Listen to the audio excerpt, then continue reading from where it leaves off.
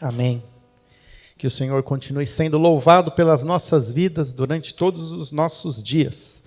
Como começamos neste culto, nessa transmissão, hoje para nós é um domingo especial. É um domingo que antecede a Páscoa, domingo que tradicionalmente é conhecido como Domingo de Ramos. E quero que possamos estar lembrando deste tempo como um tempo especial. Geralmente os cristãos são muito mais proativos na celebração do Natal, há muito mais comemoração, movimentação, e muitas vezes esquecemos da Páscoa como sendo este um momento crucial na vida de todo cristão, pois é na cruz onde encontramos a nossa salvação, e é no túmulo vazio que encontramos a nossa esperança, a ressurreição de Jesus Cristo. Por isso, queridos, hoje nós estamos entrando na nossa última semana do nosso caminho de devoção e durante esta semana, nosso movimento será um movimento em direção à Páscoa. Se você tem o seu devocionário nas suas mãos, hoje o devocional é o de número 34. E este devocional, falei errado, perdão. Esse é o devocional de número 35. E é o Domingo de Ramos, é o dia onde nós vamos trabalhar esse texto. Quero que você abra sua Bíblia hoje no Evangelho segundo João, capítulo 12, versículo 12. Este momento da entrada triunfal de Jesus, ele é um texto que é narrado nos 4 evangelhos. Esta é um dos grandes momentos do Evangelho, um momento em que toda a população de Jerusalém e dos arredores estava pronta para celebrar a Páscoa. Tradicionalmente, quando chegava o tempo da Páscoa, todos os judeus, eles iam celebrar essa Páscoa em Jerusalém. Quando não podiam, eles sempre diziam assim: hoje, aqui onde estamos, no ano que vem, em Jerusalém. Talvez essa também deve ser a nossa esperança. Vamos celebrar a Páscoa esta semana em nossas casas, mas o ano que vem nós vamos estar celebrando essa Páscoa juntos, como igreja, reunida, louvando ao Senhor pela sua ressurreição. Quero que você acompanhe comigo a leitura, então, do Evangelho de João, a partir do versículo 12. Diz assim: no dia seguinte, a grande multidão que tinha vindo para a festa ouviu falar que Jesus estava chegando a Jerusalém. Pegaram ramos de palmeiras e saíram ao seu encontro, gritando: Hosana, bendito é o que vem em nome do Senhor, bendito é o Rei de Israel. Jesus conseguiu um jumentinho e montou nele, como está escrito: não tenha medo, ó cidade de Sião, eis que o seu rei vem, montado num jumentinho.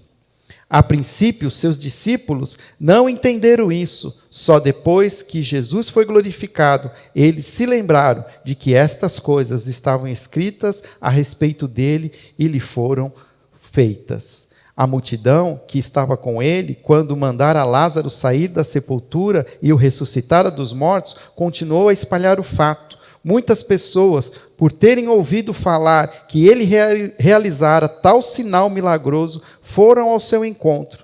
E assim os fariseus disseram uns aos outros: não conseguimos nada. Olham como o mundo todo vai atrás dele.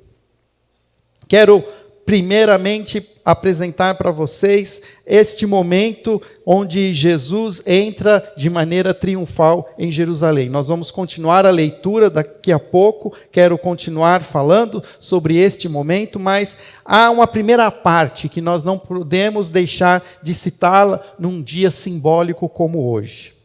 Jesus havia feito talvez o maior dos milagres que alguém poderia ter feito. Jesus, provando ser o Filho de Deus, traz de volta à vida Lázaro depois de 4 dias já sepultado. Depois de 4 dias, tradicionalmente, o judeu considerava uma pessoa realmente morta, pois havia muitas vezes uma crença de que ainda depois de 3 dias o espírito do morto ainda estava próximo. Mas por que Jesus aguarda que passasse esse período? Para que não houvesse dúvidas que quando Jesus trouxesse Lázaro de volta à vida, que isso era realmente um milagre que ele estava operando como aquele que é o Filho de Deus. Há um frenesi. Todas as pessoas ao redor sabem daquilo que está acontecendo. Nós precisamos lembrar do contexto em que o povo judeu vivia. O povo judeu vive num contexto de opressão, vive num contexto de pouca esperança. Há um império poderoso, o Império Romano, que está ali nesta região, como em outras regiões. Esse império, ele cobra os seus impostos, ele dita as leis, ele subjuga o povo, e o povo se torna cada vez mais um povo angustiado, um povo sofrido, um povo sem recursos, mas que o tempo todo está sendo espremido, está sendo colocado contra a parede por esse império poderoso.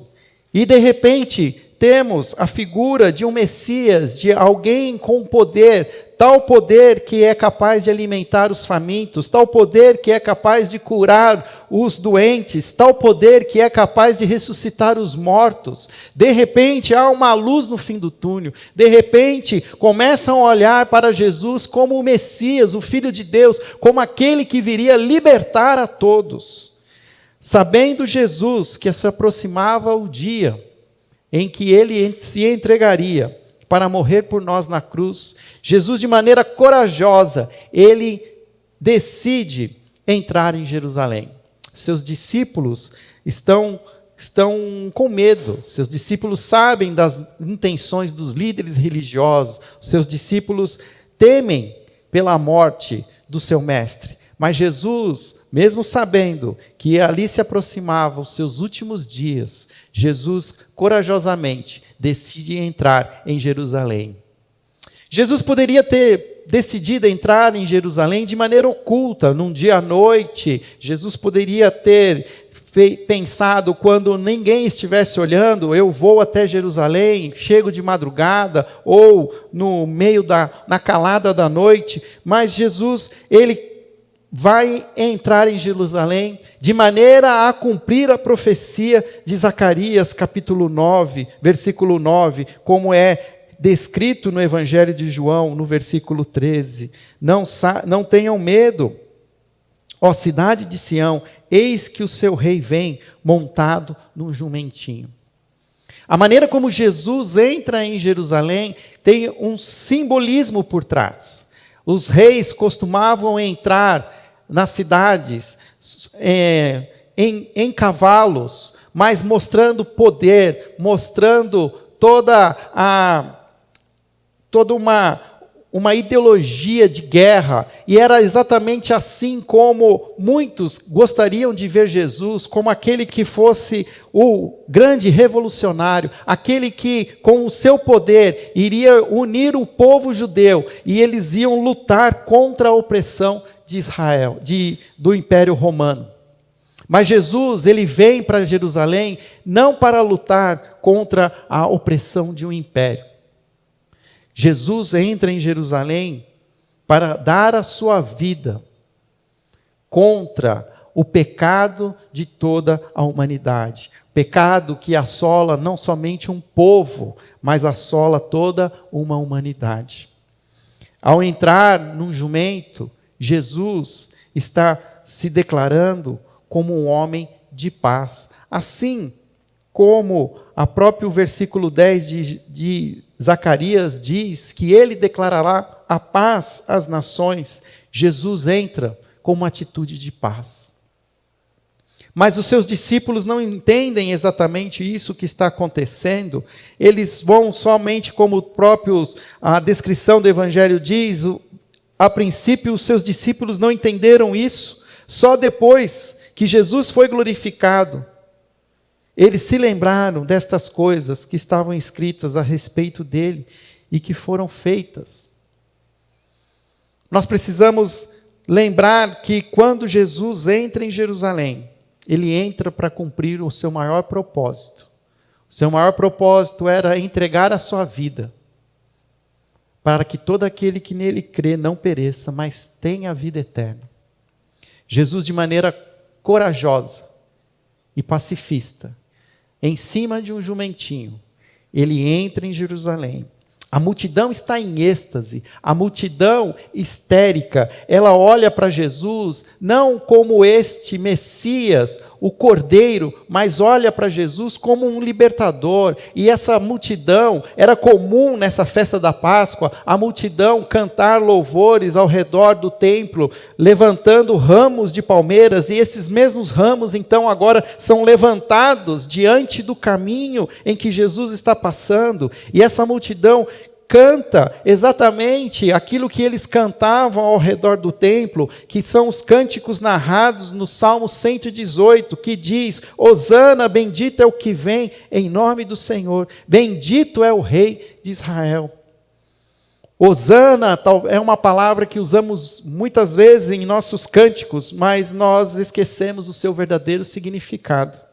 Hosana é uma transliteração do que significa salva-nos, Senhor. Há um pedido de socorro, há um pedido para que algo aconteça de sobrenatural e traga salvação, que traga alívio, que traga fim à opressão. Este povo hoje clama por Jesus, clama por essa salvação.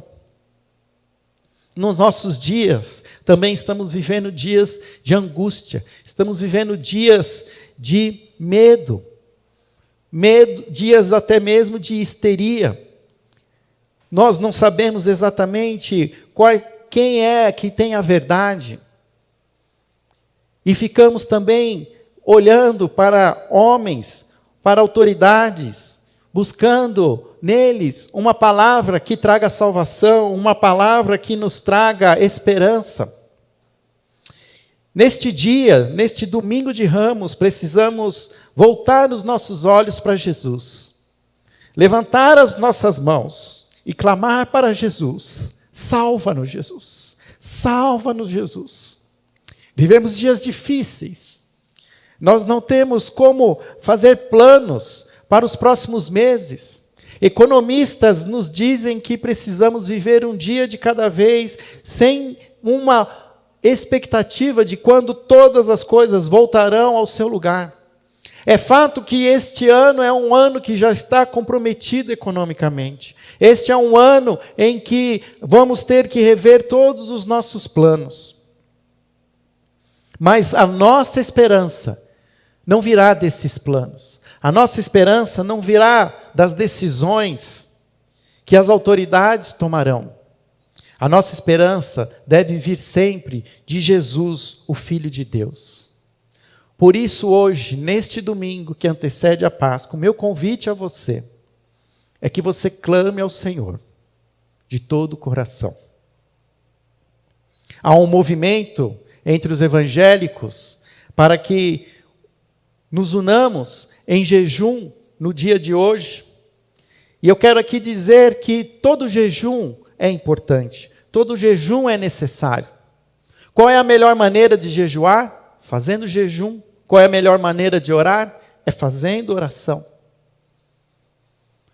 Que você faça o seu jejum, faça a sua oração, mas faça da maneira como Deus deseja que você faça esse jejum, em arrependimento, com o coração contrito, com um coração disposto a abrir mão da sua vontade.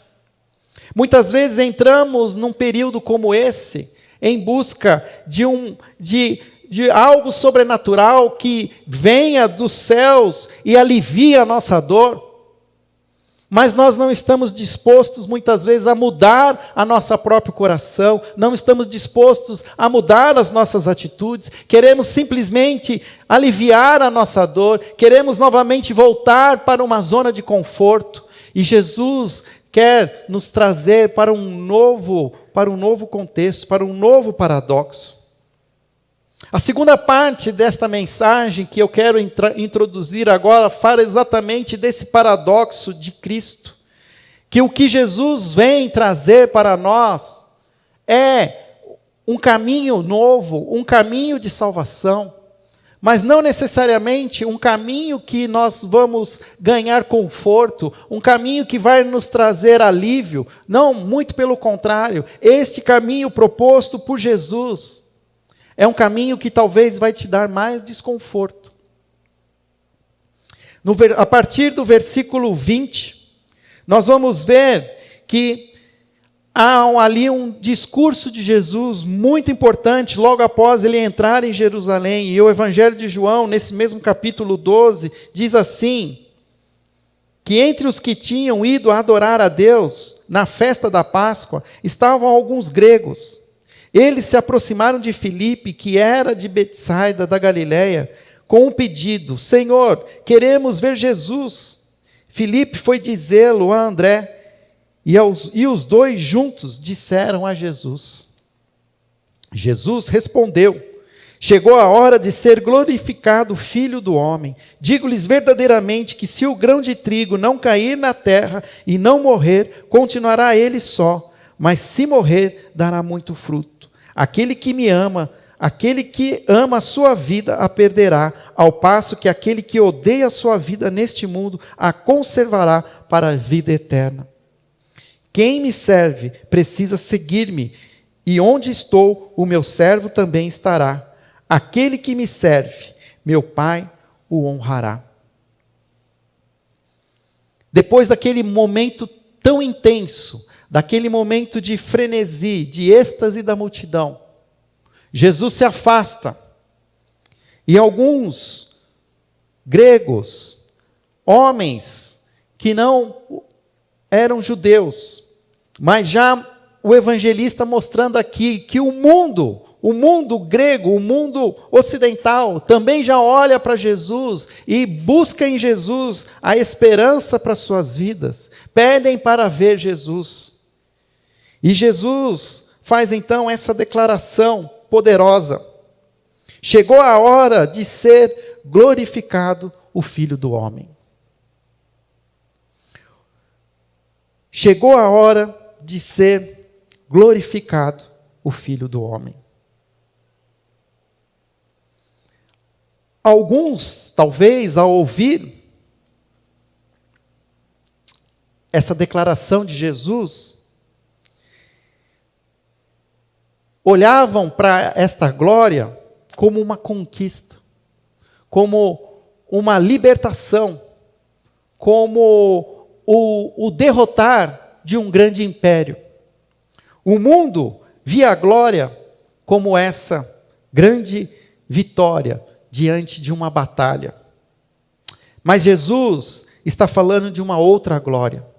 Jesus vê a glória como uma cruz. E aqui, queridos, está esse paradoxo de Cristo para as nossas vidas. Este mesmo caminho de Jesus, que Jesus indica que será durante essa semana um caminho que o levará à cruz, este é o caminho que a igreja de Jesus precisa também seguir. Assim como o seu mestre seguiu esse caminho da cruz, a igreja de Jesus precisa seguir esse caminho da cruz. Nestas três declarações que estão nesses versículos seguintes, nós vamos achar três aspectos centrais que devem ser o centro da nossa vida cristã e da nossa fé. São aspectos que são, na verdade, uma única lição, mas que podem ser divididas nesses três momentos, nesses três aspectos, a partir destes versículos. A partir do versículo 24, quando Jesus diz: digo-lhes verdadeiramente que se o grão de trigo não cair na terra e não morrer, continuará ele só, mas se morrer, dará muito fruto. O que Jesus quer dizer com isso? Jesus quer nos ensinar que a vida só chega por meio de uma morte. Se hoje temos vida, é porque Jesus morreu por nós. Se hoje temos essa esperança viva, se estamos a uma semana de celebrarmos a Páscoa, a ressurreição de Jesus, o primogênito dentre os mortos, isso tudo se deve porque, antes de tudo, Jesus se entregou por mim e por você na cruz. E Jesus traz a lembrança, o próprio grão de trigo, a própria semente, que para que possa produzir vida, ela precisa ser enterrada. Não podemos simplesmente nos apossar dessa semente, nós precisamos enterrá-la, precisamos como que matar essa semente, colocando ela sobre o solo, para que ela possa então frutificar e produzir vida.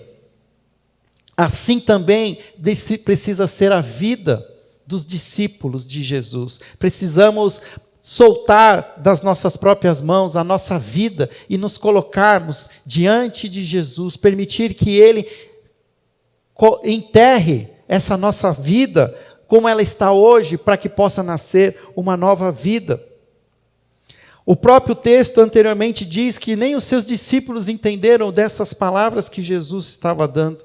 Mas o fato é que nós, que já vivemos anos, milênios depois de Cristo, nós sabemos que o próprio sangue dos primeiros cristãos foi a semente da igreja de Cristo. Não há como viver o evangelho sem nos colocarmos em sacrifício vivo. Somente quando enterramos as nossas ambições pessoais, quando estamos prontos para entregarmos toda a nossa vontade, então nós seremos servos úteis para Deus. Rogo-vos, pois, irmãos, que apresentei os vossos corpos em sacrifício vivo, santo e agradável a Deus. Este é o vosso culto racional, diz Paulo em Romanos 12, 1.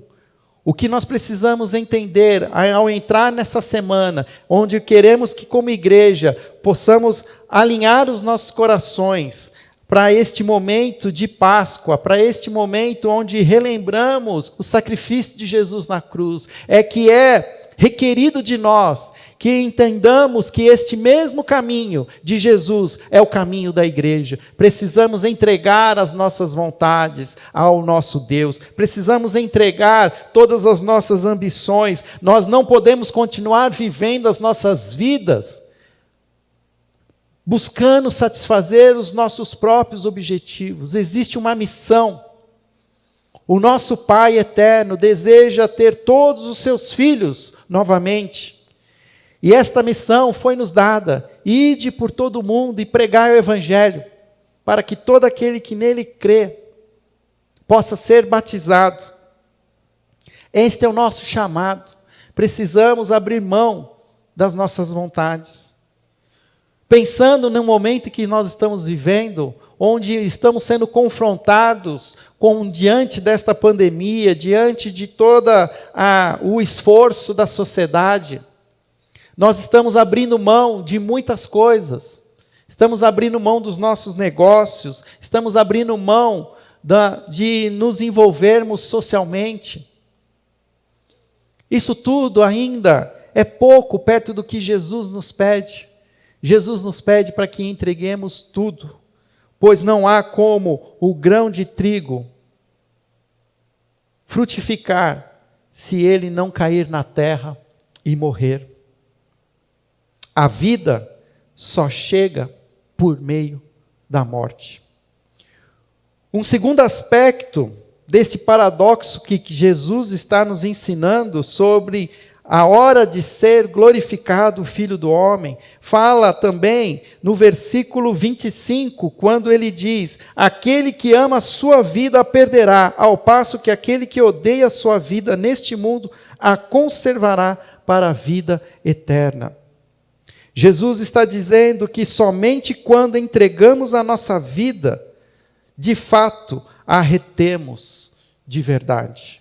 Somente quando entregamos a nossa vida é que nós a teremos de verdade. O que significa isso? Que quem ama mais a sua vida, quem ama a sua vida mais que tudo, geralmente possui dois comportamentos. O comportamento de alguém que ama a sua vida mais que qualquer outra coisa, o primeiro comportamento é um comportamento egoísta. Essa é aquela pessoa que vai pensar em resolver todos os seus problemas em primeiro lugar. E o próximo, ele vai pensar nisso depois. Ele vai pensar primeiro em como ele pode satisfazer as suas próprias necessidades.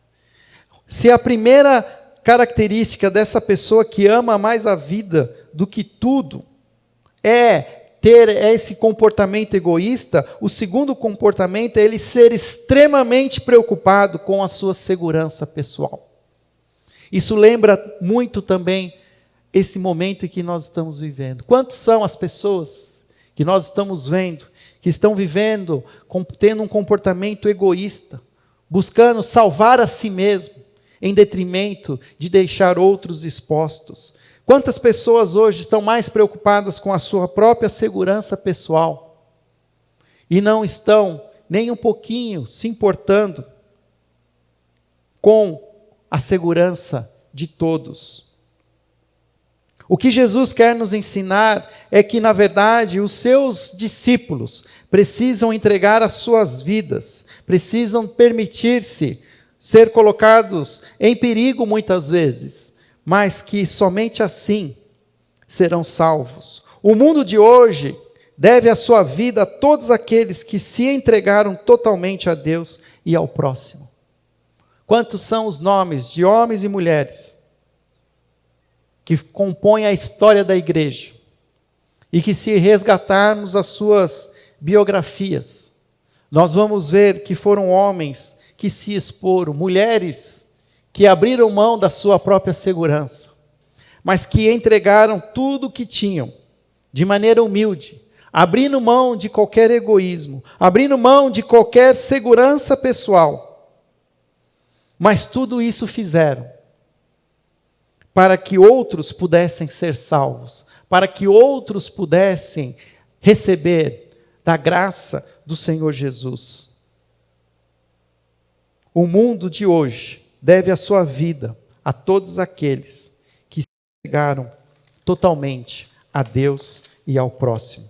Um terceiro aspecto que Jesus também aponta está no versículo 26, quando ele diz: quem me serve precisa seguir-me, e onde estou, o meu servo também estará. Aquele que me serve, meu Pai lhe honrará.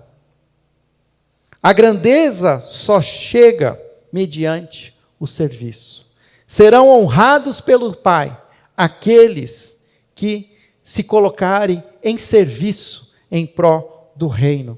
Quando o texto diz aquele que me serve, a palavra aqui é a palavra diáconos, os que servem, os que distribuem aquilo que é necessário. O mundo recorda com amor daqueles que serviram uns aos outros. A diaconia caracteriza toda a ação que a igreja de Jesus faz. Tudo aquilo que nós fazemos em pró do próximo está inserido nessa ação que Jesus chama de diaconia. E se nós queremos seguir o nosso mestre, nós precisamos segui-lo aonde ele está. Será que, neste instante, eu estou onde Jesus está? Quando olhamos para este tempo de aflição, de angústia, de dúvida, de ansiedade, de medo, é muito natural nós nos acolhermos, nós nos refugiarmos no conforto do nosso lar. Mas há uma pergunta: será que neste instante eu estou exatamente onde Jesus está? O fato é que Jesus diz que ele estaria ao lado do necessitado, que Jesus estaria ao lado do faminto, que Jesus estaria ao lado daquele que passa fome, que passa frio. Temo, meus irmãos, que como igreja nós estamos mais preocupados com a nossa própria segurança pessoal do que com a propagação do evangelho do reino. Eu ouvi alguns testemunhos de alguns pastores durante essa semana, e alguns pastores têm testemunhado da maneira especial como muitos deles estão vendo as pessoas se abrirem para o Evangelho diante de tão grande pandemia, diante do medo da morte, diante do medo da contaminação, diante da eminência de uma recessão econômica como nunca antes visto na história desta nação. As pessoas estão angustiadas, as pessoas estão aflitas, as pessoas estão clamando, olhando a quem podem pedir socorro. E nós, a igreja, não podemos nesse momento nos esconder. Semana passada, foi claro a palavra que a nós foi nos dada, que precisamos ser também esta igreja em direção à cidade.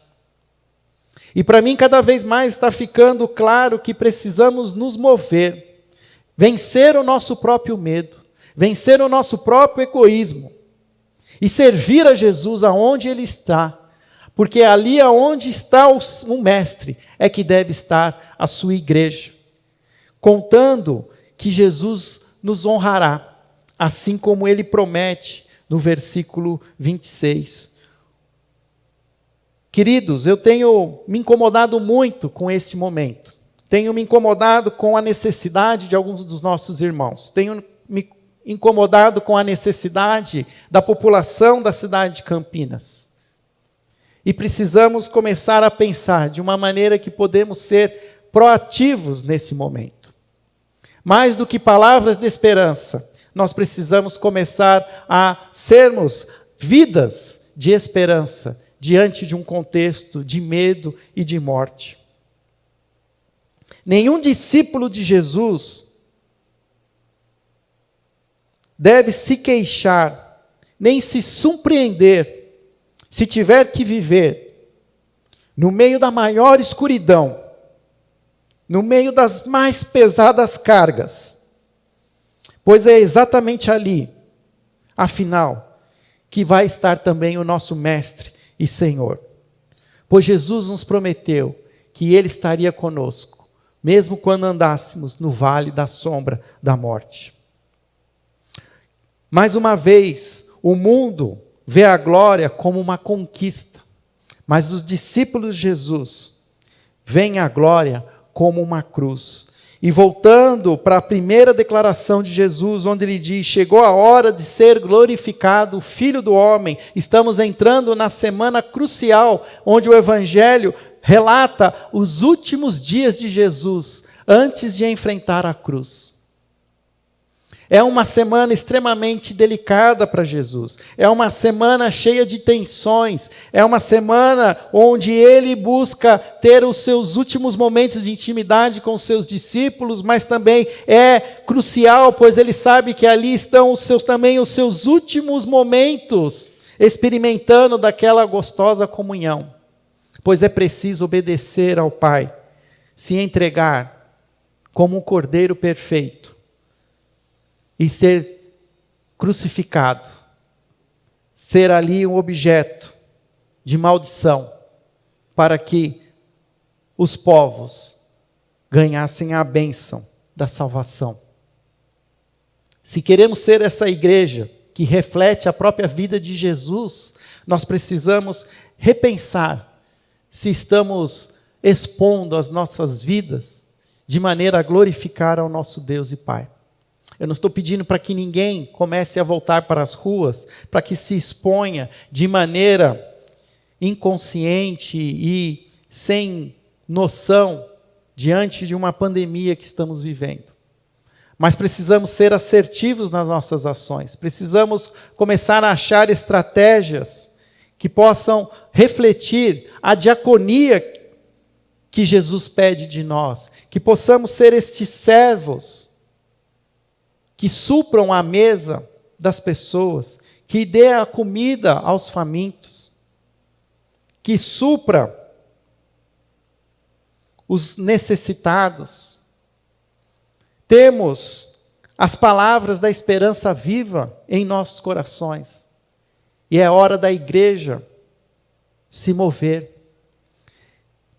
Tenho conversado com a minha equipe pastoral, e após essa semana da Páscoa, vamos criar uma estratégia na igreja para montarmos uma central que possa nos ajudar a entender as diversas demandas que a cidade precisa e queremos ser parte daquilo que esta cidade precisa. Queremos ser parte, não entendo que vamos solucionar todas as questões, mas não vamos deixar passar essa oportunidade de abençoarmos as pessoas, de mostrarmos que como cristãos, que como servos de Deus, nós estamos dispostos a enterrar as nossas próprias ambições pessoais, para sermos de fato os servos úteis que Deus deseja de nós.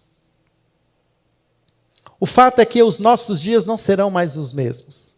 Mesmo após esse tempo difícil de pandemia, os nossos dias serão diferentes.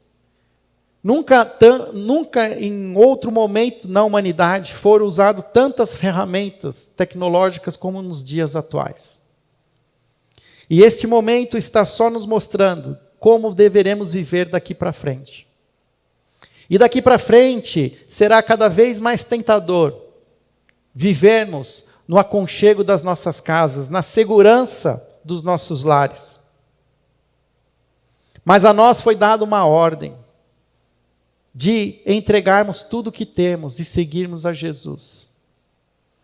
Devemos seguir em frente, meus irmãos. Devemos continuar celebrando a Jesus Cristo em nossos lares, mas precisamos também celebrar Jesus através das nossas vidas em sacrifício vivo, repartindo o amor com esta cidade, repartindo aquilo que temos, de maneira que possamos refletir em nossas vidas aquilo que refletimos em nossas palavras. Chega de enviarmos mensagens de medo, de notícias, de estatísticas. Comecemos a agir como verdadeiros discípulos, que querem abençoar o nosso povo, abençoar a nossa cidade, a buscarmos com os nossos recursos, com aquilo que temos, dividir com os nossos irmãos. Pois nós não podemos atravessar uma semana como essa, uma semana da Páscoa, uma semana onde Jesus entrega a si mesmo para a salvação de toda a humanidade. Não podemos ser uma igreja que se esconde, mas precisamos ser essa igreja que se expõe, que reflita esse amor. Feche seus olhos, nós vamos orar juntos. Ó Pai, dê-nos sabedoria para entender como devemos viver estes dias, ó Pai, como igreja. Que ao entrarmos nessa semana, que nos obriga a refletir sobre a morte e a ressurreição de Jesus, que possamos também, ó Pai, seguir esse mesmo caminho da cruz. Que possamos ser esta igreja que segue a Jesus aonde Ele estiver. Que sem medo, ó Pai, sem egoísmo, possamos nos colocar para servir as pessoas, servir os nossos irmãos, servir o próximo. Porque, Senhor, a nós foi nos dado a mensagem da salvação, a mensagem da esperança viva. E chegou a hora, assim como um dia chegou a hora do Filho de Deus ser glorificado, essa é a hora da tua igreja, da sua igreja ser glorificada. E nós não queremos, ó Pai, nos glorificar pela conquista, mas queremos nos glorificar pela cruz, pelo nosso sacrifício, pelo nosso entendimento, pela nossa obediência. Por isso, ó Pai, nos dê graça, nos dê coragem, nos dê sabedoria, para discernirmos, ó Pai, este momento que estamos vivendo. Para que sejamos instrumentos de paz, de alívio da dor, instrumentos de cura para o doente, instrumentos de esperança para a mente ansiosa. Que esta semana, Pai, possa ser uma semana de reflexão. Que não apenas hoje, ó Pai, seja um dia de jejum, mas todos esses dias que antecedem a Páscoa sejam realmente, de fato, dias de abrirmos mão das coisas fúteis, daquilo que ocupa o nosso tempo. Que possamos usar essa semana para nos desintoxicar, ó Pai, e buscarmos a Ti de todo o coração, para estarmos prontos para sermos usados por Ti, como o próprio reflexo do Teu amor. Essa é a nossa oração, e oramos em nome de Jesus. Amém.